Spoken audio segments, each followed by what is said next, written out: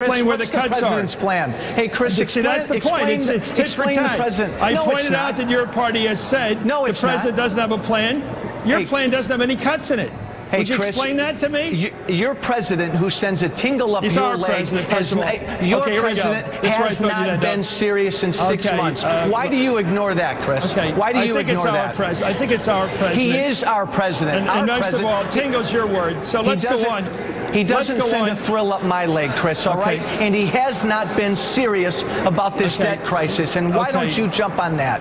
Okay, let me ask you about the word lying. You've accused our president, you've said it's I've accused him of lying. Do you like the word lying? When he speaks a mistruth, Chris, and he's not truthful, he's lying. And when he says on August 3rd that the lights in the country are going to turn out and he doesn't know if he can guarantee Social Security checks, he's lying because that's not the case. And he, Chris, has the discretion to make those payments. Well, let me just ask you this. If we hold up this process so that you can have your balanced budget amendment today and you can go through all these measures which are not going to pass the Senate and waste a lot of time on this, 2/3 of the Senate's going to vote for a balanced budget amendment. 2/3. Chris, we have a historic chance to get this done. And don't talk about wasting time with me. What has this president done for 6 months? Let me ask you, Come on, August 2nd, let me ask you this. If we do have spiking interest rates, if we do have a drop, a downgrade of our bond rating in this country, and we do have a financial crisis because we haven't done this on time, which you say is not that important, will you resign? August 2nd's not important, Chris. Solving this debt crisis is important. If we have a crisis in August, will you resign? Chris, will you resign? Will you leave your show? I don't hold a public office. Chris, what kind of a silly question is that? You know what? Because you're saying it doesn't matter. Hey, because Chris, the silliness is on the part of those who say we don't have to act. Questions you're asking me. If we raise this debt ceiling without real spending reform, Chris, that's when the markets are going to react negatively. We have got to change the way this town does business. I know you don't acknowledge that, but we have to, and we have a great chance to do it. One last question. Are you concerned that this is going to go on through August, and we're not going to get this done quickly? Are you concerned about that? Chris, my biggest concern is that every single day we're placing trillions of dollars of debt on the backs of your kids and my kids. We have to stop that, Chris. Come on. What's the size of the U.S. economy right now, sir? $3.7 trillion this year. What is the size of this economy? Why, hey, Chris, let me ask you a question. I'm just asking, what's the size of the U.S. economy? Why are you asking a question like that? Why? Because I thought you might know the answer. Why? Let me ask you this. What's the president's plan?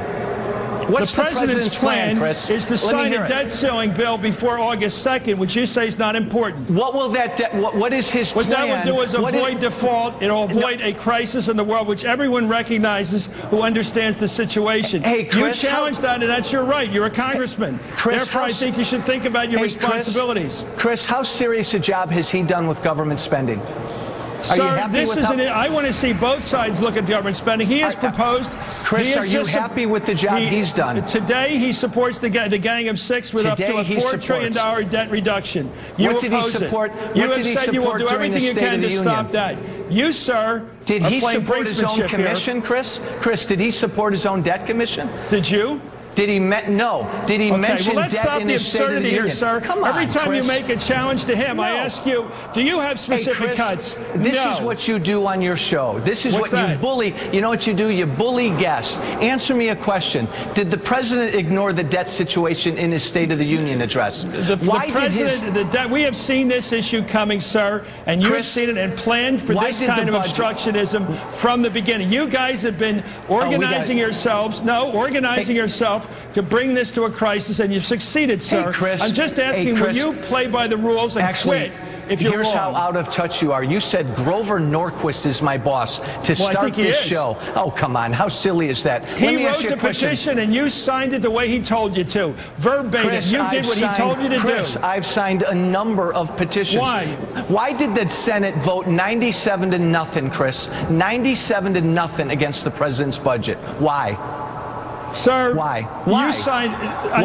Well, we're not getting anywhere. This is childish, sir. I've asked you why your budget proposal today you're voting for has no proposal. This is why a lot of people don't come on your show, because it tends to get childish. You don't let people answer, my friend. Look, the House is going to do something historic tonight. Yeah, you may not like it, but let's see how this plays out. And I think there's a fighting chance this year to pass a balanced budget amendment out of both houses. By the way, do you support that, Chris? Let me just ask you, sir, you started this conversation. You called the President of the United States a liar. Then you said he's my president, not yours. I said he's lied, Chris. Okay, well, our president has lied. Okay, your pal Joe Wilson says he's a liar. You say he's lying. You're all in the same game. I think it's bad behavior. We're all in the same game.